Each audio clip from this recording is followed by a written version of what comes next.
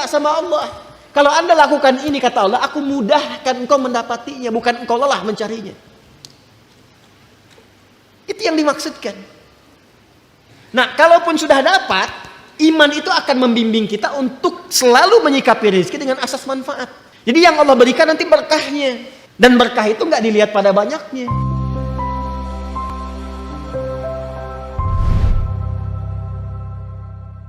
Di ayat ke-21 kita telah sempurnakan bahasannya dalam bentuk kasih dan sayang Allah Subhanahu wa taala. Allah berfirman, "Ya ayyuhan nasu a'budu rabbakumul ladzi khalaqakum walladzina min qablikum la'allakum tattaqun." Hei semua manusia tanpa kecuali, ayo kembali menjadi baik, kembali menjadi saleh.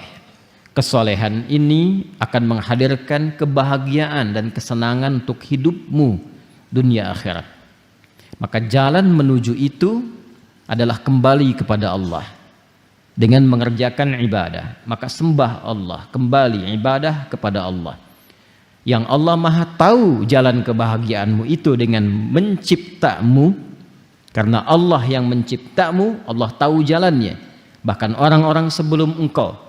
Dengan ibadah itu diharapkan engkau menjadi golongan pertama yang meningkat takwanya, dan dengan takwa itu semua harapan kemuliaan bisa engkau raih.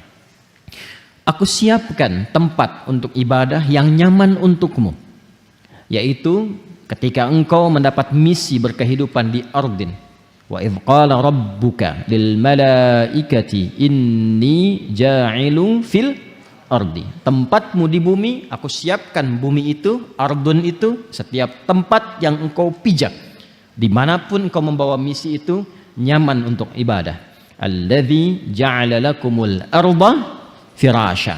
Tempat yang nyaman untuk ditinggali, nyaman untuk bercengkrama, nyaman untuk berkehidupan. Aku jadikan atapnya tanpa tiang, sehingga tidak menyulitkan bagimu kalau ingin beraktivitas di atas bumi itu. Bayangkan kalau langitnya bertiang, bagaimana pesawat bisa lewat? Ya? Maka Allah jadikan langit tanpa tiang, bi ghairi amadin tarawunaha, dihiasi dengan bintang gemintang, asteroid, benda-benda langit yang menjadikan kita nyaman untuk menatap dan merisetnya serta mendekatkan diri kita kepada Allah Subhanahu wa taala. Lalu aku jadikan keterkaitan antara langit dan bumi memberikan support kehidupan untukmu. Seperti aku turunkan, kata Allah, air dari langit yang turun ke bumi, yang dengan air itu ada beragam tumbuhan dan bebuahan yang bisa engkau manfaatkan sebagai bekal ibadah kepadaku. Konsepnya untuk ibadah, ingat itu ya. Jadi kalau kita makan, sebetulnya tenaga yang dihasilkan dari makanan itu sejatinya untuk dipakai ibadah. Awas, hati-hati cara memahaminya. Jadi kita mencari sekarang pun kebutuhan untuk hidup itu bagi insan beriman tujuan akhirnya untuk ibadah. Beli pakaian itu bukan hanya untuk model, ingat ya, apalagi hanya untuk dipamerkan misalnya. Bagi insan beriman itu sudah melewati fase itu. Imannya selalu menuntun perilaku dia untuk melahirkan berbagai perbuatan yang punya nilai manfaat. Jadi kalau pakai pakaian ini manfaatnya apa? Ya, pakai alas kaki manfaatnya apa?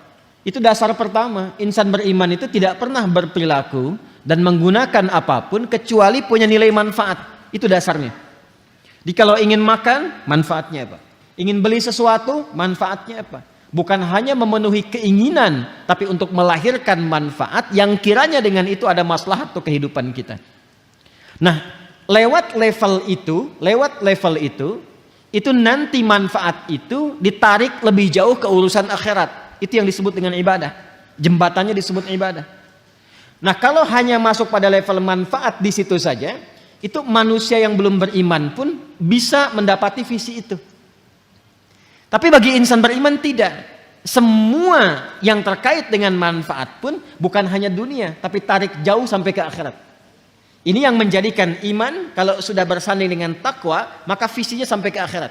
Ini yang dimaksud dengan surah Al-Hasyr. Surah 59 ayat 18 itu. Ya ayyuhalladzina amanu taqullaha wal tanzur nafsum ma qaddamat lighad. Ghad di situ yang dimaksud akhirat. Hei semua orang beriman, tingkatkan takwamu kepada Allah dengan skema ibadah itu di semua kegiatan yang mungkin kita bisa lakukan. Dan kita harus punya visi, kata Allah, menyiapkan ibadah itu untuk persiapan akhirat. Besok kalau kita pulang, kan bahasa kita selalu begitu ya, besok kalau kamu pulang bagaimana? Ya kan? Nah, ini yang dimaksudkan orang beriman, insan beriman itu visinya mesti jauh. Makanya saya sering katakan kalimat ini, manusia itu kalau sudah beriman itu pasti cerdas. Karena berpikirnya selalu panjang dan selalu punya penataan untuk beraktivitas. Kalau kita mau lebih jujur lagi untuk belajar dengan benar, bahkan waktu sholat pun membimbing kita bagaimana cara kita beraktivitas. Contoh begini misalnya, waktu sholat pertama yang kita tunaikan namanya apa? Halo? Sholat tidak ini? Huh? Baik, tidak ada perbedaan pendapat di kalangan para ulama tentang waktu sholat ini. Ya? Baik, apa nama waktu sholatnya yang pertama? Subuh. Nama lainnya apa? Fajar. Perhatikan, ini satu-satunya saya sering katakan waktu sholat yang disebut dengan dua nama. Disebut dengan fajar dan disebut dengan subuh. Fajar itu untuk respon keimanannya. Jadi iman kita itu kalau mendengar panggilan yang telah Allah tetapkan, itu nanti ada konfirmasi, konektivitas dengan jiwa. Ini yang dimaksud Al-Anfal ayat kedua itu yang sering saya katakan, sering saya kutip ya. Innamal mu'minuna alladzina idza dzukirallahu wajilat qulubuhum. Ciri insan beriman yang sejati itu kalau disebutkan nama Allah ada getaran dalam jiwanya. Jadi ketika dibacakan, diperdengarkan Allahu Akbar, suka ada suasana tertentu di jiwa kita kan? Nah, itu yang dimaksud wajilat qulubuhum.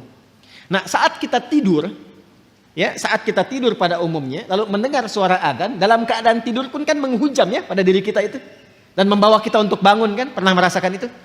Nah, pancaran dari tubuh kita yang merespon itu untuk bangun, itu namanya pancarannya fajar namanya. Jelas ya? Asalnya itu. Ya. Betul, kalau mengaitkan dengan konteks cahaya matahari, cahaya fajar yang membelah kegelapan malam, itu konteks fisikalnya. Tapi fajar itu bukan nama cahaya. Fajar itu asalnya pancaran positif terhadap sesuatu. Kalau cahayanya, ya, cahaya sinarnya disebut dengan dia namanya. Jamak dari kata dau. Ya, kalau yang memantulkan disebut dengan nur. Itu yang dimaksud Quran surah 10. Yunus ayat yang kelima. Huwallazi ja'ala syamsa dhiya'a wal qamara nura. Dialah Allah yang telah menjadikan matahari bercahaya, rembulan memantulkan cahaya. Ini cahayanya bukan fajar. Ya, pancaran yang disebut fajar itu pancaran yang membelah kegelapan sehingga menjadi terang sesuatu. Asalnya fajar itu setiap pancaran yang melahirkan kebaikan itu fajar. Jelas? Kalau melahirkan sesuatunya secara fisik, secara material, itu infajar namanya. Ya, berubah dari fajara jadi infajara. Masih ingat Nabi Musa mukjizatnya diantaranya apa? Tongkat kan? Ya, tongkat ya. Tongkat beliau kan ketika dipukulkan ke batu, ada 12 suku waktu itu meminta kepada Nabi Musa, mohonkan kepada Allah supaya keluar mata air. Tapi kami pengen 12. Pengen 12 supaya masing-masing dapat satu. Ya, jadi Masya Allah tuh ya. Ya, alhamdulillah kita dikasih satu kan masih bisa berbagi ya. Ya, umat dulu itu pengen 12, nggak mau katanya, setiap satu mesti mendapatkan satu. Maka Nabi Musa dengan izin Allah diperintahkan oleh Allah, ya, diperintahkan pukulkan tongkat kayumu ke batu itu. Itu ada di Al-Baqarah ayat 60 kisahnya. Ya, Quran surah 2 ayat 60, paling kanan di pertengahan. Wa idzistasqa Musa liqaumihi faqulna dhrib bi'asakal hajar. Ketika Musa memohon kepada Allah supaya ada mata air untuk kaumnya itu yang ada 12 suku, maka dengan keagunganku kata Allah, aku perintahkan pukulkan tongkatmu yang kayu ke batu itu. Karena tongkat Nabi Musa bagian dari mukjizat, walaupun kayu dipukulkan ke batu, batunya yang hancur. Maka fajarat infajar, bukan fajarat. Tuh, lihat diksi Al-Quran, begitu jelinya. Kalau bukan firman Allah mustahil begini. Ya, kita kalau ngaji bahasa Arab dan memperdalam, saya mempelajari bahasa Arab spesialisasi di situ untuk memahami bahasa Al-Quran. Dan dulu para ulama demikian, Al-Imam Asy-Syafi'i puluhan tahun belajar bahasa itu untuk memahami Al-Quran.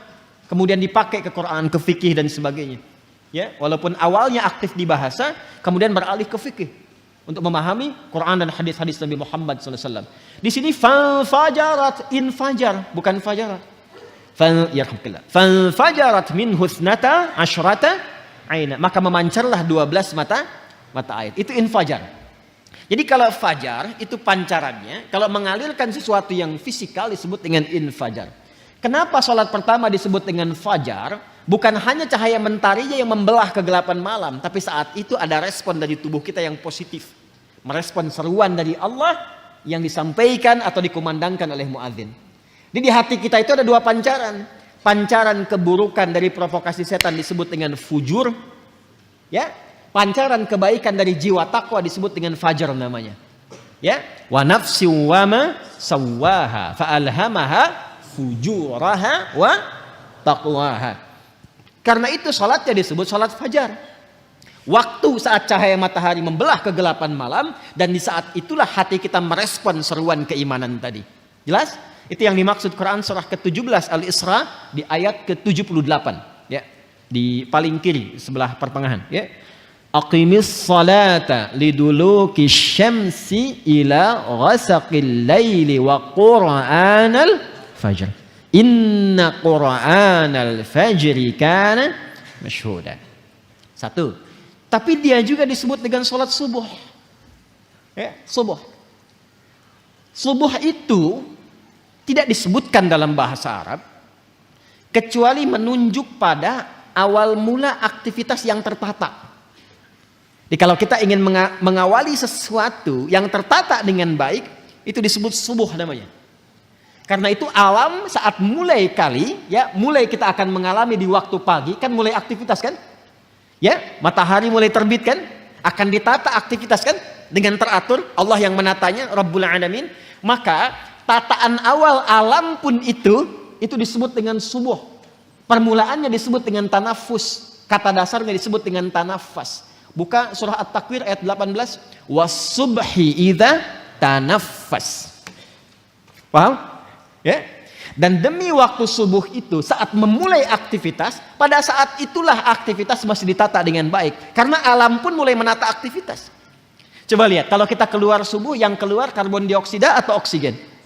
Oksigen. Ya, burung mulai berkicau, ayam sebelumnya berkokok, semua memulai kan? Ya kan?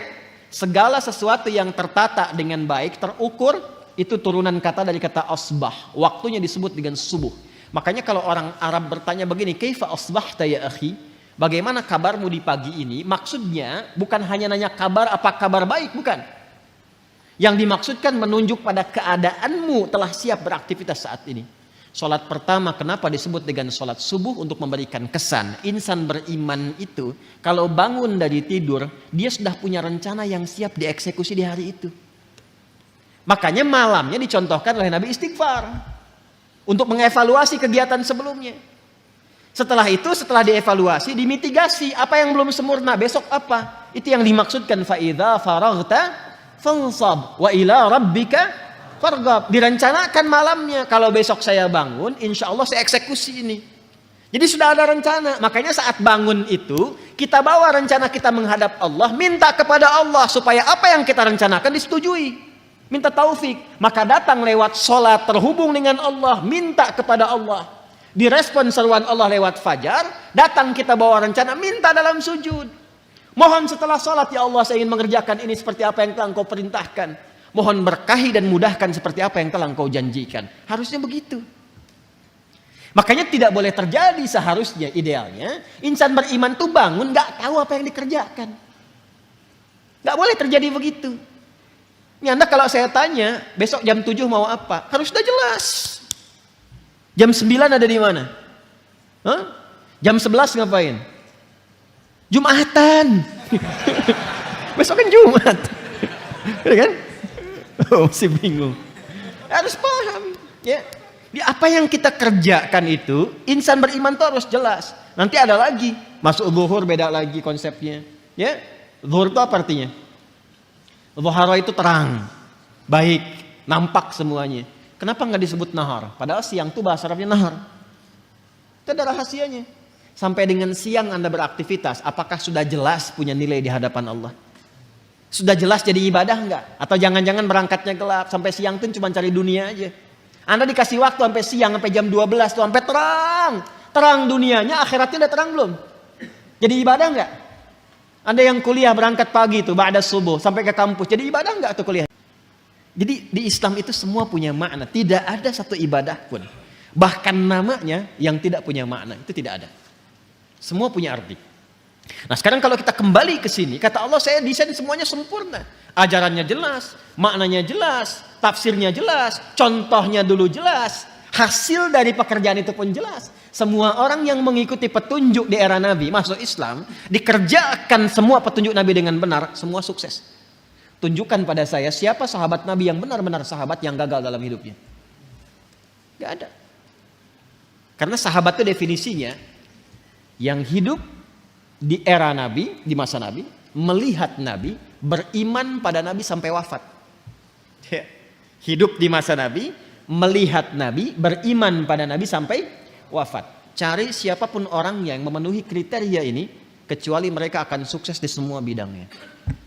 Siapapun itu. Nah sekarang semua contoh itu telah dikumpulkan. Qurannya ada, ini Anda pegang mushafnya. Hadisnya lengkap. Berapa banyak ulama sekarang mengumpulkan kitab hadis Al-Bukhari, Muslim, kitab Sunan Abu Daud, At-Tirmidzi, Musnad Imam Ahmad, Mu'jam At-Tabrani, ada semuanya. Ya. Kemudian miniatur sejarahnya ada di sirah. Anda bisa kumpulkan tokoh-tokohnya, ada yang perempuan sahabiat, ada yang laki-laki, pekerjaannya apa, yang pebisnis ada, diplomat ada, birokrat ada, panglima ada, levelnya tinggi. 12.000 sahabat Nabi, 38 panglima. Satu kemampuan panglimanya bisa menaklukkan Persia Romawi. Dan itu dibikin bab sendiri tuh. Ya, kalau kita ngaji itu dapat itu. Nah, maka ketika semua sudah disiapkan kata Allah, perhatikan, ini yang paling indah. Ini yang mau saya sempurnakan. Wa anzala minas samai ma'an fa akhraja bihi minats thamarati rizqan lakum. Saya ingin sempurnakan kalimat dari tafsir rizqan lakum. Semua itu kata Allah, desain yang aku siapkan, kenyamanan untukmu, ketenangan untukmu, langit yang indah itu, beragam buah-buahan yang kau nikmati untuk ibadah itu, rizqan lakum. Adalah rizki untuk kalian. Apa itu rizki? Ini ya kalau kita memahami ayat Quran secara benar, maka tidak ada satupun kalimat yang keluar di lisan kita kecuali fabi ayyi ala'i rabbikuma tukadziban. Semua yang Allah kasih itu untuk kebahagiaan kita, untuk kenikmatan kita, kebahagiaan kita, ketenangan kita. Bahkan semua untuk kita, ibadah pun balik ke kita. Kenyamanan, ketenangan, bahkan ketika diciptakan pun kata Allah itu rezeki buat kamu. Jadi sebenarnya nggak ada beban dari Allah itu untuk kita, nggak ada beban. Ketika diberikan ujian pun itu jawaban dari harapan kita. Kan kadang kita meminta sesuatu kan, lalu Allah berikan jalan pintunya. Nah pintu itu yang kita lewati itu. Tapi kalau buka pintu, maaf, itu ada pintu di sana, saya di sini. Mungkin nggak saya keluar dari masjid kalau nggak saya lewat situ. Itu ada pintu di sana, saya ada di sini. Saya ingin keluar dari masjid ini. Mungkin nggak saya bisa keluar kalau saya nggak jalan ke situ? Nggak mungkin. Mungkin nggak saya keluar kalau pintunya nggak dibuka? Nggak mungkin. Karena itu ketika kita berharap sesuatu, Allah berikan jalan. Untuk meniti jalan itu ada ikhtiar. Itulah yang sering kita namakan dengan ujian. Itu yang Allah istilahkan di Quran dinamakan dengan bala, ibtila. Ya, wala nabluwannakum bisyai. Dan itu pun gak akan pernah kita diberikan jalan itu kecuali kita mampu. Kalau gak mampu gak dikasih. La yukallifullahu nafsan illa wus'aha. Jadi kalau kitanya gak mampu gak akan dikasih. Jadi yang sering kita sebut dengan ujian itu, cara memahaminya bukan hambatan, bukan beban. Itu jawaban dari keinginan kita. Sebab kalau Anda gak minta gak akan dikasih. Kalau bukan untuk maslahat gak akan diujikan. Itu pun kita mampu gitu. Itu indahnya. Maka di sini Allah katakan rizqan lakum. Rizki itu ma yuntafa'u bihi atau ma yantafi'u bihi al-'abdu. Segala yang bisa dimanfaatkan. Saya ulangi, rizki itu definisi asalnya segala yang bisa dimanfaatkan. Pada awalnya segala yang bermanfaat. Ya. Jadi kita belum bicara tentang bagaimana cara meraihnya. Pelan-pelan. Jadi asalnya semua yang kita bisa manfaatkan yang telah Allah siapkan itu disebut dengan rizki nama umumnya. Paham? Baik. Kalau gitu saya namanya rizki bisa dimanfaatkan. Sudah, tahan sebentar. Pertama, sudah kita definisikan segala yang bermanfaat atau bisa kita manfaatkan. Lalu apa wujudnya? Dan bagaimana cara mendapatkannya? Saya akan turunkan beberapa ayat agar mudah kita memahaminya. Nanti kalau sudah masuk ke ayat itu, barangkali kita tidak akan urai lagi atau kita hanya ingatkan dengan singkat. Pertama, hukum rizki, Allah telah tetapkan aturannya. Saya ulang, hukum rizki, Allah telah tetapkan aturannya sebagai berikut. 1.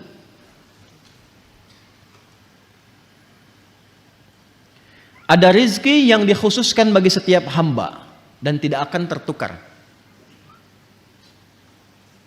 Ada rizki yang dikhususkan pada setiap hamba dan tidak akan tertukar. Kuotanya pas. Ya. Dan ini ditetapkan sejak ruh ditiupkan. Tepatnya sejak usia 4 bulan dalam kandungan. Jadi begitu usia 4 bulan dalam kandungan, Allah perintahkan malaikat untuk menuliskan ketetapan rizki yang telah Allah tetapkan untuk hamba itu. Dalilnya hadis Nabi sallallahu alaihi wasallam yang paling ringan aja ya, yang sering dibaca, Al-Arba'in An-Nawawiyah, coba ya, karya Al-Imam An-Nawawi. Bisa di googling juga, klik Al-Arba'in, hadis nomor 4. Hadis nomor 4 riwayat sahabat Abdullah bin Mas'ud radhiyallahu taala anhu. Qala an Abi Abdurrahman Abdullah bin Mas'ud radhiyallahu taala anhu. Qala qala Rasulullah sallallahu alaihi wasallam, inna ahadakum yujma'u fi batni ummihi 40 yawman nutfah, rahmukallah. Thumma yakunu mithla dhalika 'alaqah, thumma yakunu mithla dhalika mudghah. ثم يرسل إليه الملك فينفخ فيه الروح ويؤمر بكتب 40. Yang pertama bikatbi rizqihi. Baik. Sungguh setiap kalian akan dibentuk dalam perut ibundanya. Setiap anak Adam yang tercipta ada proses dulu berlangsung di perut ibundanya. 40 hari pertama proses perpaduan antara spermatozoa dengan ovum berproses. Kemudian 40 hari yang kedua berbentuk alaqah, zigot mulai menempel di dinding rahim, ada proses yang kedua tahapannya. 40 hari ketiga 120 hari, usia 4 bulan, mulai berbentuk mudghah, seperti daging keratan yang sudah mulai ada bentuk. Usia 4 bulan ini 120 hari, Allah perintahkan malaikat untuk meniupkan roh. Jadi 4 bulan dalam kandungan, roh ditiupkan. Lalu diperintahkan untuk menetapkan 4 hal. Dari 4 ini, ketetapan yang pertama adalah bikatbi rizqihi, menetapkan rizkinya dari mulai ia saat itu berkehidupan sampai wafat. Ya, sampai dengan wafat. Ingat ya. Jadi ini yang tidak akan tertukar. Ada putri yang tertukar, ada menteri yang ditukar, ya kan? Ada apa lagi itu? Pekerjaan yang tertukar, tapi tidak akan pernah ada rizki yang tertukar. Jadi kalau sudah tahu dapat bagiannya, paham hadis ini satu aja, satu kalimat, rizki tidak akan tertukar. Kalau tidak tertukar, satu, nggak perlu takut kekurangan rizki. Karena setiap kita itu sudah dijamin sampai wafatnya. Yang kedua, awas hati-hati, bukan jenis rizkinya. Ini yang saya maksudkan. Yang kedua, tidak perlu iseng mengambil rizki orang lain. Karena setiap kita ada bagiannya. Dan itu tidak akan tertukar. Jadi Allah tuh menjaminnya begini misalnya. Saya spidol aja lah, saya contohkan. Atau madu boleh lah. Wah nih. Lihat baik-baik. Ini si A, ini si B. Jelas ya? Bagian ini telah tetap nih. Misal, ini 100 juta. Jelas? Yang ini pun misal 100 juta. Walaupun ketetapan Allah ini sifatnya gaib ya, sesuai dengan maslahat. Kadang-kadang yang ini cuma 1 juta. Kadang-kadang demikian. Ya. Asi keluar tuh, pakaian masuk, harganya 1 juta, meninggal misalnya. Bisa jadi demikian. Ya. Ada yang 1 triliun, ada yang macam-macam sesuai dengan kemaslahatan hidupnya yang ditetapkan oleh Allah untuk membuat dia lebih dekat dengan Allah. Tinggal manusianya memanfaatkan itu atau tidak. Ini 100 juta contoh, ini pun 100 juta contoh. Ini hukumnya masing-masing sudah dapat bagian. Dan hukumnya tidak akan tertukar. Karena tidak akan tertukar, maka rezeki di sini pun nggak akan bertambah, nggak akan berkurang. Tetap aja 100 juta. Paham nggak? Jadi kalaupun ngambil ke sini misalnya 10 juta, 100 juta, ngambil 10 juta, nambah nggak? Kalau hitungan manusia matematika nambah 10 juta, jumlahnya 110 juta. Tapi tahukah Anda, sebetulnya bagian rezekinya tidak akan bertambah. Tetap ketika dia telah mengonsumsi 100 juta, meninggal. Yang 10 jutanya nggak akan pernah dia bisa pakai. Tapi dia hanya membawa dosa 10 juta dari yang ini. Dan 10 juta ini akan dibalikan ke sini, akan kembali ke sini. Akan balik itu ya dengan cara-cara yang berbeda. Tapi ini akan menyimpan dosa 10 juta kalau tidak dia tobati dan tidak dia kembalikan, ini akan dia bawa sampai hari kiamat. Paham nggak? Nah, nanti rizki-rizki ini aturannya sangat indah. Jadi kalau kita sudah paham seperti ini, nggak usah iseng mengerjakan perbuatan-perbuatan tercela. Jadi kalau kita benar cara memahami Qur'annya, nggak ada pencurian, ya, nggak ada penipuan. Sebab itu hanya buang-buang waktu dan menyulitkan hidup saja.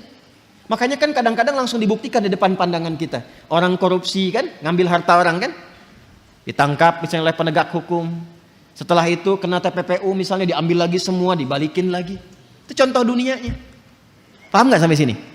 Kalau sudah mengerti, tidak boleh ada satupun yang belajar dengan saya melanggar ketentuan ini. Hindari, hati-hati. Ajak-ajakan untuk mencuri, menipu, korupsi dan sebagainya jauhi. Siap? Karena hakikatnya perbuatan menyimpang itu hanya akan menyulitkan diri sendiri. Tidak akan menambah sesuatu. Jadi kalau Anda mau kumpulin pun sampai 100 triliun, apa kira Anda akan hidup sampai mengonsumsi itu? Belum tentu. Ya, kadang-kadang saya heran juga pada orang-orang yang demikian. Ya, kumpulin, makannya tetap 3 piring juga sehari. Kadang-kadang yang paling kasihan makan cuma 1 piring dibatasin lagi. Ya kan?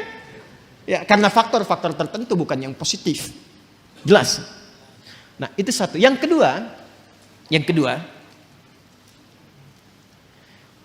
Allah telah menetapkan itu semua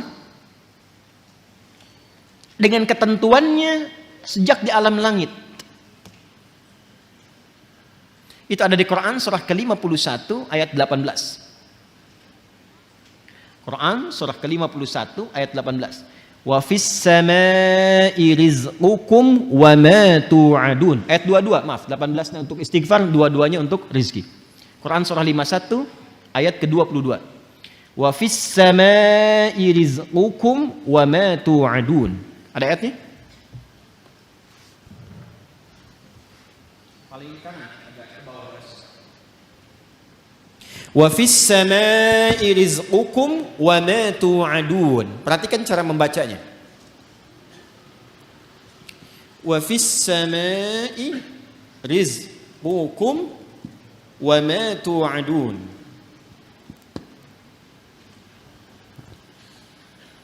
Dan di langit itu rizqukum telah ditetapkan rizki kalian. Allah telah tetapkan bahkan sebelum kita terlahir. Paham? Yang tadi saya sampaikan. Wa ma tu'adun, dan segala yang dijanjikan. Maksudnya apa? Terkait dengan rezeki ini pun, ini pasti Allah janjikan ketika engkau pun dalam kandungan sampai terlahir, tu'adun, dijanjikan oleh Allah akan diberikan sesuai dengan batas hidupnya. Batas hidup itu yang disebut dengan ajal namanya. Ingat ya? Batasnya disebut apa? Ajal. Ingat, ada umur, ada ajal, itu berbeda. Batasnya disebut dengan ajal. Karena itu dalam hadis tadi antara rizki dengan ajal itu beriringan. Bikatbi rizqihi wa ajalihi. Allah memerintahkan malaikat sejak anak berusia 4 bulan dalam kandungan ibundanya ditetapkan rizki yang bersamaan dengan waktu berkehidupannya, ajalnya. Misalnya ditetapkan ajalnya 60 tahun. Maka rizki yang Allah tetapkan pun ditetapkan untuk kebutuhan selama 60 tahun ini sampai wafat. Kalau sudah tiba ajalnya, maka selesai rizkinya. Ya, wafat ia kembali kepada Allah, nggak bisa maju, nggak bisa mundur, tetap di sini, sesuai dengan waktunya, sesuai kuotanya. Itu ada di Quran surah ke-7 Al-A'raf ayat 34. Walikulli ummatin ajal. Fa idza jaa ajaluhum la yastakhiruna sa'atan wa la yastaqdimun. Semua umat yang berkehidupan di bumi, bukan 1-2 orang. Allah telah tetapkan batas hidupnya. Kalau sudah tiba ajalnya, batas hidupnya selesai, maka tak bisa dia mohon untuk diundurkan atau bahkan dia ingin dimajukan. Selesai sesuai dengan ketetapan. Jelas? Nah, rizki yang Allah tetapkan itu, ini sesuai dengan ajal. Cara mengisi ajal itu yang disebut dengan umur namanya. Di umur cara kita mengisi dengan ajal itu batas usianya. Paham? Nanti lain waktu kalau sudah masuk ayat tentang umur baru saya terangkan apa itu umur ya. Nah sekarang rizkinya ditetapkan di langit. Kita diberikan tugas di mana? Di bumi, al-ard. Ini dia. Dijanjikan oleh Allah, diturunkan ini, diberikan kepada kita. Kita hidupnya di sini, rizki ditetapkan di langit, diturunkan di bumi.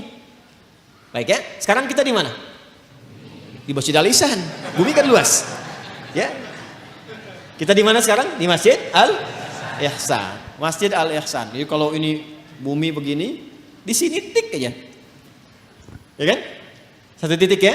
Baik. Pelan-pelan. Kita ada di Masjid Al-Ihsan. Jaka Setia, ambil besarnya Bekasi lah. Itu pun selatan gitu kan? Ya kan? Belum yang timur, yang utara, yang barat kan? Ya itu pun selatan. Itu Bekasi. Anda bisa bayangkan nggak? Itu pun masuk Jawa Barat. Itu pun masuk Jawa. Ya kan? Kalau negaranya apa? Indonesia. Apakah di bumi cuma Indonesia saja? Tidak ya? Anda bisa bayangkan satu Indonesia saja ada berapa titik? Ada berapa pulau? Ada berapa kecamatan, kelurahan, berapa desa dan sebagainya. Nah, yang ingin saya sampaikan adalah Allah sudah jamin dimanapun kita berkehidupan, Allah tetapkan rizki itu akan diturunkan, akan diberikan. Nah, yang perlu kita tahu, kita harus bertanya, ya Allah, bagaimana cara Engkau menurunkannya supaya aku bisa mengetahui aku telah mendapatinya? Paham? Maka Allah turunkan kepada kita lewat ketentuan yang disebut dengan ikhtiar, itu namanya. Ikhtiar.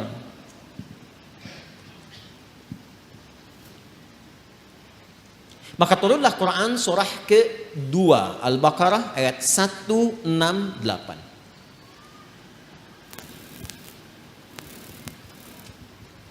Paling kanan sebelah bawah. Sudah? Ini hukum umum. Bagi siapapun manusia di muka bumi yang berkehidupan, ini hukumnya. Kalau ingin dapatkan rezeki, ini ada caranya. Ini yang umum dulu ya, yang umum dulu. Ya ayyuhan nasu, ada? Kulu mimma fil ardi halalan thayyibah. Maka hukum pertama kata Allah, ya ayyuhan nasu, hai semua manusia. Kalau semua manusia mencakup orang beriman saja atau umum? Artinya semua hamba Allah mendapati hukum yang sama. Kalau Anda ingin mendapatkan rezeki ini, Allah berikan hukum. Apa hukumnya? Kulu. Apa artinya kulu? Makanlah gitu ya. Nah, ini yang dimaksud, agak fokus dikit. Ini di ilmu balaghah menggunakan hukum begini, dzikrul ba'dhi yuradu bihil kullu. Paham? Tidak, baik. Bahasa Indonesianya begini, bahasa Indonesianya. Sinekdok pas prototo. Paham? Tidak. Disebutkan sebagian mewakili keseluruhan. Paham? Nah, itu maksudnya. Ya. Kira-kira kalau kita ingin mengerjakan sesuatu, beraktivitas, bekerja, seringkali kita katakan kan untuk mencari sesuap nasi ya. Bapak mau kemana? Mencari sesuap nasi. Ibu ayah kemana? Mencari sesuap nasi. Padahal mungkin yang dicari satu rice cooker kan? Ya kan? Pakaian, kebutuhan dan sebagainya ya. Baik, itu kan rizki ya. Rizki kan? Baik, maka rizki itu pertama bersanding dengan ikhtiar. Wujud ikhtiar itu adanya aktivitas pekerjaan. Karena itu, perhatikan, kata yang mengiringi rizki bentuknya kata kerja. Kulu, ya kerja. Kalau ingin mendapatkan bagian rizki yang telah Allah tetapkan, mesti ada ikhtiar. Kita bergerak-gerak aja, beraktivitas. Yang diniatkan untuk mendapatkan rizki, rizki turun. Persoalannya apakah diturunkan waktu itu ataukah diakumulasikan kemudian, nanti ada kehendak Allah menyertainya. Halo, jelas? Jadi sebetulnya rizki itu sederhana. Kalau kita mau bergerak, aktivitas, datang rizki. Ya, Anda lapar, haus. Kalau diam aja nggak akan selesai hausnya. Tapi kalau Anda ke belakang tanya, Pak, maaf saya tuh haus sekali. Keluarlah air minum dari DKM. Ya kan? Tapi saya juga lapar, Pak. Emang Bapak nggak bawa makanan ke sini? Enggak, keluarlah kemudian makanan. Jadi kalau kita mau bergerak, ada itu rizki. Anda keluar tuh. Begitu di perempatan jalan kan orang cuman prit, Anda parkir. Tiba-tiba dengan peluit itu baru keluar sedikit prit. Kadang dia nggak pakai peluit sekarang itu. Mundur, balas kiri, gitu kan? Kita tanya kenapa emang yang kanan kan sudah dibalas sama yang kiri. Balas kiri, balas jalan. Dengan kalimat gitu aja Anda mengeluarkan uang kan? Kasih oleh Anda 2.000. Makasih Pak. Kasih 5.000. Makasih Om. Ya? Udah pindah tuh. Kasih 10.000. Makasih Bos, gitu kan? Ya kan? Kebayang ya? Jadi kalau kita mau bergerak, sebetulnya rizki itu turun. Hanya nanti ada yang diakumulasikan, ada yang diberikan seketika. Ada yang sifatnya akumulatif. Sebetulnya hasil ikhtiar Anda hari ini, cuman mungkin diberikannya besok. Pernah nggak Anda cari pekerjaan? Bahasa manusia ditolak di sini, tolak di situ, tolak di sini. Pernah ya begitu ya?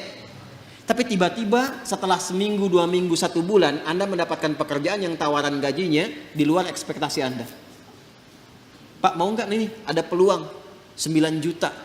Ternyata itu hasil ikhtiar Anda dari hari pertama, kedua, ketiga dapatnya itu. Paham sekarang ya? Itu hukum pertama. Jadi nggak bisa mendapatkan rizki dengan diam. Selalu ada ikhtiar. Tapi jangan sampai ikhtiar itu awas.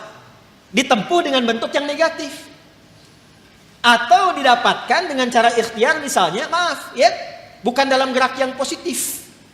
Negatif itu kan bisa maksiat, ya, atau pengertian yang kedua tidak bergerak sehingga sakit. Dengan sakit itu rezeki datang. Paham nggak? Anda nggak minum sampai sakit, tuh kan? Nah, begitu sakit, tiba-tiba datang orang nengok, bawa buah, gitu kan? Bawa makanan. Jangan diikhtiarkan dengan sakit untuk mendapatkan itu. Paham? Atau yang kedua dengan cara maksiat. Seseorang menempuh maksiat, menempuh cara yang tidak dibenarkan, yang menimbulkan persoalan. Sesuatu yang menimbulkan persoalan, kemudian persoalan itu bisa diurai sehingga lurus kembali, keadaan yang lurus benar gak ada soalnya, itu disebut dengan halal namanya. Dari kata ahalla yuhillu. Kata ahalla dari kata halla. Orang Arab kalau mengatakan hillul mushkilah artinya, atau hillul ahbal, benang yang kusut bisa diurai lagi. Sehingga dia menjadi lurus. Sesuatu yang lurus yang tidak ada persoalannya disebut dengan halal namanya. Jelas? Nah maka ketika Anda menempuh mencari rezeki ini, carilah yang lurus-lurus saja. Cari yang lurus, jangan cari sesuatu yang membuat kehidupan Anda jadi kusut.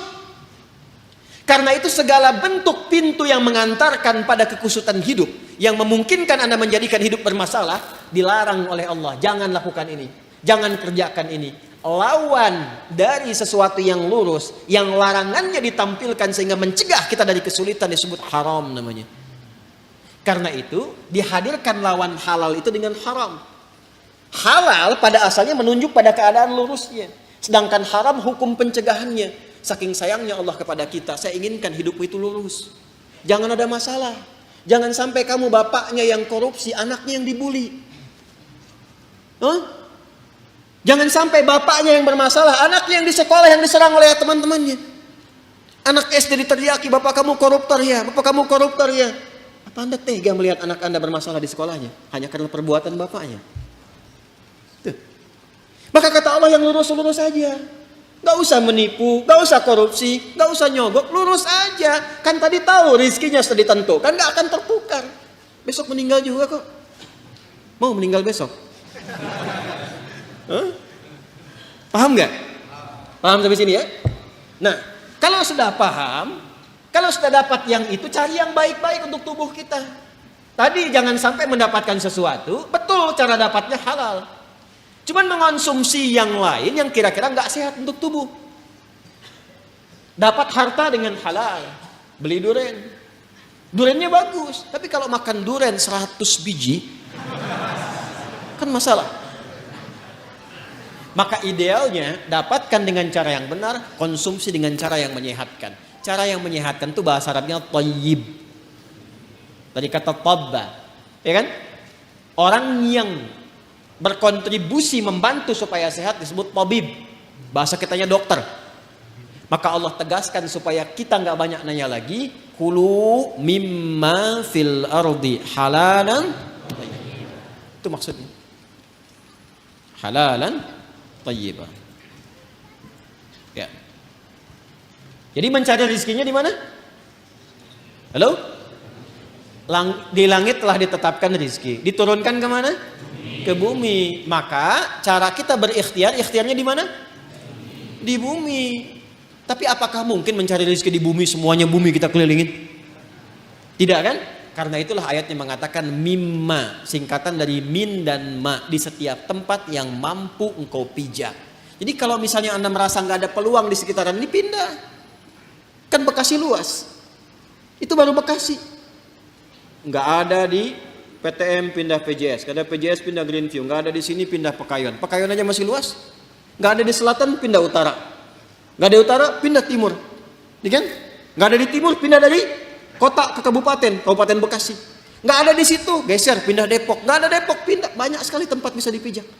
Jangan jadikan alasan ketika nggak menemukan di satu tempat Anda berbuat maksiat. Bukan Anda di sana maksudnya ya, ini contoh aja umum. Jangan jadi alasan kalau Anda tidak mendapatkan di satu tempat, jangan jadikan pijakan itu untuk berbuat maksiat. Aduh, udah sekarang susah Ustaz jadi yang halal, itu aja yang haram susah. Kenapa sih harus selalu banyak alasan? Allah sudah menjamin, kenapa manusianya bikin susah? Paham sampai sini? Jelas ya? Nah, ini bagian yang pertama, ini hukum umum. Jadi kalau ingin mendapatkan rezeki, ingin mendapatkan kesuksesan dalam konteks berkehidupan, maka silahkan beraktivitas, silahkan bekerja, silahkan semangat, dan iringi pengetahuan untuk menambah itu, menambah kuantitas dan kualitasnya. Biasanya nanti persamaannya semakin tinggi ilmunya, semakin juga cepat mendapatkan rezekinya. Makanya S1 dengan S2 beda kan? Dari salarinya saja kan? S2 dengan S3 beda kan? Ya kan? Nah, maka kalau ingin tingkatkan silahkan ada skema pengetahuan, ada skema rajin untuk beraktivitas.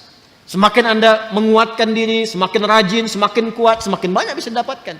Jadi kalau masalah rezeki, yang teori pertama hukum umum tidak dikorelasikan dulu dengan iman. Jadi di sini tidak bisa Anda berkata begini, ya Allah, aku sudah beriman, kenapa dia kaya aku tidak? Padahal dia nggak beriman. Allah balik nanya, kamu kerja nggak Joni? Kan aku udah bikin hukum, dia memang belum beriman, tapi dia lihat tuh keluarnya kapan, kerjanya bagaimana. Kamu belajar 2 jam, dia 8 jam. Ya kan? Dia punya kreativitas, punya inovasi. Kamu cuma lihat, manfaatkan, kerja begini, kamu ketinggalan. Kalau kamu mau seperti itu, ya kamu taikan tenaganya, ekstra, tambahkan, dan seterusnya. Kan F1 sama dengan F2 kan? Gaya gerak sama dengan gaya dorong. Apa yang didapatkan itu yang keluar, gitu kan? Dan seterusnya. Nanti banyak kalau fisika bisa kita turunkan lagi. Ada hambatannya, ada macam-macamnya, ada tantangannya. Hukum Pascalnya kan apa? F sama dengan P kan? Gaya berbanding lurus dengan tekanan kan? Ya kan? Jadi kalau Anda bergaya ingin tampil, ingin keluar, akan selalu ada tantangan-tantangan di depan. Dan semakin banyak gaya, semakin banyak tantangan. Ya kan? Semakin banyak gaya, semakin banyak tantangan. Semakin ingin bergaya, semakin banyak tekanan. Kan F berbanding lurus dengan P. Belajar fisika ya? Baik. Nah, itu hukum pertama. 2, Ustaz. Ya Allah, kami beriman. Apa manfaat iman kami untuk rizki kami? Ini mahal ini informasinya. Karena dari Quran langsung. Apa manfaat iman kami untuk rizki kami? Maka bagi insan beriman dipindahkan oleh Allah ayatnya dari hukum umum ke hukum khusus. Pertanyaannya sampai malam ini waktu Indonesia bagian barat ini dari Bekasi, kita semua, kita udah masuk ke hukum ini belum? Pertanyaannya begini, kita beriman tidak? Beriman. Sekarang Allah turunkan hukum khusus bagi insan beriman yang tidak berlaku umum. Kalau kita ikuti, maka terjawab pertanyaan kita, ya Allah, apa manfaat iman kami kepadamu yang hubungannya dengan rizki? Ya, dampak iman kami terhadap rizki apa? Maka diturunkanlah ayat 172 di surah Al-Baqarah itu. Yang tadi 168 sekarang pindah ke 172. Paling kiri agak ke atas sedikit ya. Maka yang tadi ya ayyuhan nasu, yang ini ya ayyuhalladzina amanu. Sudah beda ya? Yang Al-Baqarah 168 ya ayyuhan nas. Al-Baqarah 172 ya ayyuhalladzina amanu. Jelas? Hei semua yang telah menyatakan dirinya beriman. Kulu tetap sama dulu. Ikhtiarnya sama. Jadi bukan berarti sudah beriman gak ada ikhtiar. Tetap kamu pun kalau sudah beriman tetap hukum ikhtiar berlaku kata Allah. Yang gak bisa, ya Allah, asyhadu an la ilaha illallah, asyhadu anna Muhammadar Rasulullah. Jatuh emas 10 kilo dari langit, bum. Gak begitu. Tetap ikhtiar, kulu, kerja juga. Tapi perhatikan cara bekerjanya insan beriman. Ini yang ingin saya maksudkan. Dan ini bukan sesuatu yang menghasilkan keluhan. Jadi kalau kita sudah mengerti dan benar-benar beriman, ikuti ayat ini, perhatikan jaminannya. Kulu min thayyibati ma razaqnakum. Fokus ke sini. Al-Baqarah ayat 168, kulu dengan ya ayyuhan nasu kulu mimma fil ard halalan thayyibah, halalan thayyibah. Ya ayyuhan nas. Al-Baqarah 172. Ya ayyuhalladzina amanu. Nah, saya highlight ya. Yang ini ya ayyuhan nas, manusia, hukum umum, ini sifatnya universal. Yang ini ya ayyuhalladzina amanu, spesifik untuk insan beriman. Yang ini kulu mimma fil ardi. Yang ini kulu min thayyibati ma razaqnakum. Insyaallah. Fokus baik-baik. Pada hukum umum ya ayyuhan nasu kulu mimma fil ardi, hukum ikhtiarnya dibuat oleh Allah Subhanahu wa taala dengan hukum umum yang rizkinya akan turun berdasarkan dengan kerasnya ikhtiar. Semakin tinggi ilmunya, semakin banyak kerjanya, semakin juga berbanding lurus dengan rizki atau kuantitas rizki yang didapatkan. Jadi kalau kerjanya makin keras, ya kan? Makin kuat, makin disiplin, makin banyak waktunya, maka demikianlah kuantitas rizki makin datang, makin banyak, makin banyak, makin banyak. Bagi insan beriman, Allah rubah hukumnya. Perhatikan, kulu min thayyibati, dihapuskan kalimat mimma fil ardinya. Ini asalnya begini bunyinya, min, ma. Kulu silahkan kerja, aktivitas ikhtiar. Mimma fil ardi, di setiap tempat yang kamu bisa jejak di bumi. Gak ada di sini, pindah sini, pindah sini, pindah sini. Mencari. Ya kan? Bagi insan beriman yang benar imannya, oleh Allah dihilangkan kalimat ininya, maksudnya tidak digunakan kalimat ini. Kulu langsung pindah ke sini. Kata thayyibnya dijamakkan berbentuk thayyibat. Dibuang halalnya, dimunculkan kata thayyibnya dalam bentuk jamak. Kulu min thayyibati ma razaqnakum. Dan yang paling dahsyat, diganti kata mimma fil ardi dengan kalimat ma razaqnakum. Perhatikan cara menerjemahkannya. Kalau kita baca Quran, bacanya begini, ya ayyuhalladzina amanu kulu min thayyibati ma razaqnakum. Tapi kalau kita terjemahkan, cara membacanya begini. Hai semua insan beriman, ma razaqnakum, telah banyak aku siapkan. Dengan keagunganku aku telah siapkan rizki untukmu. Jelas? Paham gak sampai sini? Nah, bagaimana cara mendapatinya? Maka mencarilah, berikhtiarlah untuk mendapatkan aku yang telah siapkan itu, yang telah aku siapkan itu dengan imanmu. Bagaimana ya Allah cara mencari rezeki dengan iman? Pertama, Allah buang pada bagian kedua kata halal yang gak disebutkan. Yang ini halalan thayyibah, yang ini dibuang kata halalnya. Tidak ditemukan kata halal. Ya ayyuhalladzina amanu kulu min thayyibati, halalnya kemana? Kenapa dibuang kata halal? Karena bagi insan beriman itu, imannya sudah otomatis membimbing ia pada segala yang halal. Pengertiannya apa? Pengertiannya, setiap insan beriman itu mustahil mencari yang haram. Jadi kalau kita insan beriman selalu terpikir mencari yang halal, itu rezekinya Allah akan dekatkan kepada kita. Sehingga tidak lelah mencarinya. Itu maksudnya. Jadi sekarang kalau mau kerja, kalau mau cari apapun, yang dibayangkan pertama kali jangan sulitnya dulu. Jangan capeknya. Jangan jauhnya, yang dibayangkan halalnya. Ya, jadi yang terbayang itu apa yang dihalalkan oleh Allah. Konsultasi ke ulama, lihat bakat Anda, minta sama Allah. Kalau Anda lakukan ini, kata Allah, aku mudahkan engkau mendapatinya, bukan engkau lelah mencarinya. Itu yang dimaksudkan. Jelas sampai sini? Nah, kalaupun sudah dapat, iman itu akan membimbing kita untuk selalu menyikapi rezeki dengan asas manfaat. Jadi yang Allah berikan nanti berkahnya. Dan berkah itu nggak dilihat pada banyaknya. Nggak dilihat pada banyaknya, karena setiap yang berkah itu pasti mengandung manfaat. Di ciri insan beriman itu sudah nggak lelah mendapatinya, lalu nafsunya ditata oleh Allah. Supaya memanfaatkan apa yang dicari itu, segala yang bermanfaat untuk dirinya saja. Jadi akhirnya dia nggak sibuk banyak berpikir sesuatu. Yang penting bermanfaat untuk dirinya, dia dapatkan.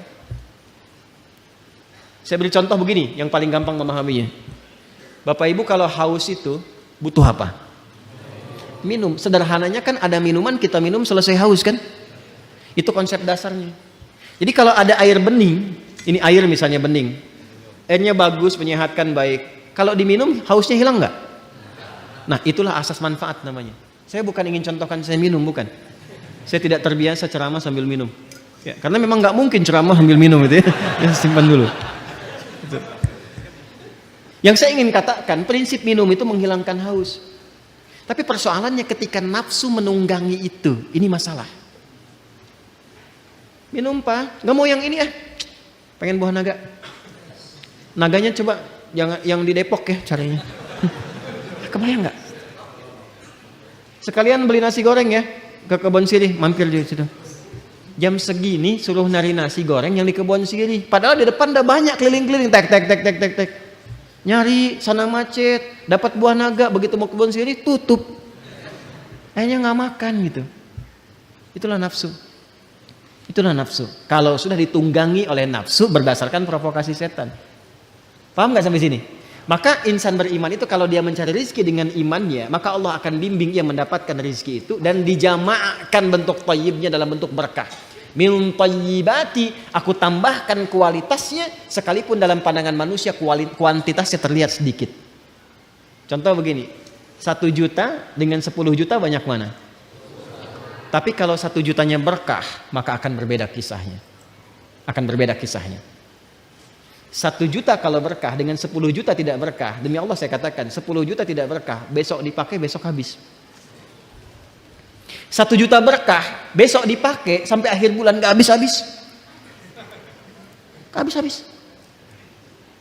Saya pernah kisahkan ini kan, saya punya teman dulu di Tripoli itu.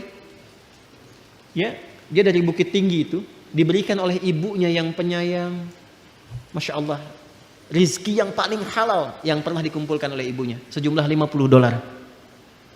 Ia berangkat teman-teman sampai di Tripoli selama 4 tahun itu nggak habis $50 itu dan nggak pernah terpakai $50 sampai dia berazam mohon pada Allah, saya ingin ganti perjuangan ibu saya memberi saya ini dengan menghajikan beliau dan dikabul oleh Allah. $50. Mencobalah main ke daerah-daerah. Kadang-kadang memang mesti kita ke desa-desa. Rindu suasana itu. Cobalah. Masya Allah. Hidup dengan 100 ribu, 200 ribu, 1 bulan cuma 300 ribu. Tapi kalau kita datang tuh ikan ada, buah ada. Kayaknya nggak pernah ada masalah, senyum gitu. Ayo damang, alhamdulillah saya Pak. Masya Allah, ayo kan dia tuang. Tuh kan dia tuang. Jadi Masya Allah, makan dengan sambal aja, dengan kecap, dengan kayaknya enak gitu kan. Saya pernah diajak oleh salah satu jamaah itu, satu tempat, dia punya tempat di Garut. Ini kisah nyata, kakeknya itu baiknya luar biasa. Ini nyata ya, saya nggak pernah cerita mengarang gitu. Itu kakeknya punya lahan, selalu ditanami buah-buahan. Bahkan yang punya tetangga pun beliau kasih itu benihnya. Sampai cucunya yang dekat dengan kami, sampai bingung nanya, kayak kenapa harus tambahin begini? Nggak apa-apa, yang penting manfaat. Sampai sekarang, teman-teman sekalian, itu Masya Allah, kalau sudah tumbuh kayak alpukat itu nggak kenal musim. Dia selalu tumbuh di musim manapun, dan kalau sudah habis muncul lagi buahnya, muncul lagi buahnya. Itu besar buah alpukatnya itu bisa sebesar cangkir kelapa itu. Lalu ikan-ikannya tuh, Masya Allah, ikannya ada, airnya mengalir dari Cipanas hangat gitu ya. Itu selalu seperti itu, berkah, baik. Itulah keberkahan. Jadi kalau datang ke sana, ikan tinggal mancing ngambil sendiri, alpukat ada, kelapa ada, dan itu sesuatu yang sangat indah, uniknya nggak habis-habis. Kan siapa yang menjadikan itu? Allah kan? Tadi hukumnya kan, fa akhraja bihi minas samarati rizqan lakum. Jadi sebetulnya kalau kita mencari pakai iman, dunia ini nggak jadi beban. Yang jadi beban itu nafsu, iya kan? Ya, yang jadi beban itu apa? Nafsu. Pakaian fungsi menutupi aurat, tampil dengan baik. Tapi kalau semua model ingin dimiliki, capek kan? Cuman sekedar beli daster harus ke Paris. Padahal Citayam mungkin banyak gitu kan?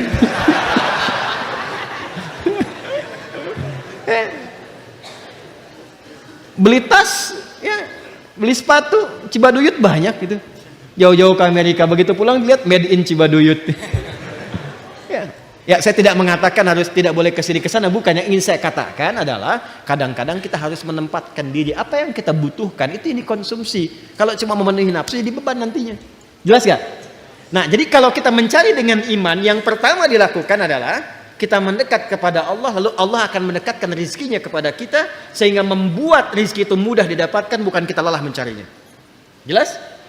Yang kedua, insan beriman selalu berpikir mencari yang halal dan menjauhi segala yang tidak disukai oleh Allah Subhanahu wa taala. Riba jauhkan, tipu menipu, sogok menyogok jauhkan. Maka ketika itu dijauhkan, keberkahan yang Allah berikan.